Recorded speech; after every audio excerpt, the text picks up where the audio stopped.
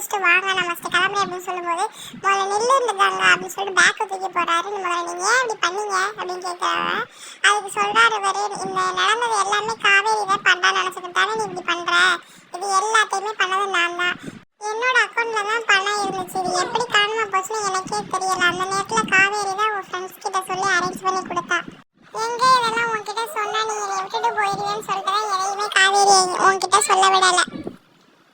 இது எல்லாத்தையும் சொன்ன உடனே கங்கா காவேரியை பார்க்கறதுக்காக வந்துடுறா. காவேரி அக்கா நீ இருக்கா, நான் கிளம்புறேன், நாங்கள் பக்கத்தில் இருக்கோம், நீ வரது தெரிஞ்சுதான் இங்கே எழுந்திருக்க மாட்டோம்னு சொல்லும்போது கங்கா அழுதுகிட்டே நீ ஏன்டி இப்படி பண்ண, நான் நீ தான் எல்லாம் பண்ண அப்படின்னு சொல்லியிருந்தா நான் ஏன் இப்படி பண்ண போகிறேன், நான் எவ்வளோ நீ ஹர்ட் பண்ணியிருக்கேன், எவ்வளோ வார்த்தையை விட்டுருக்கேன், என்னை மன்னிச்சிரு காவேரி அப்படின்னு சொல்லிட்டு சொல்கிறாங்க.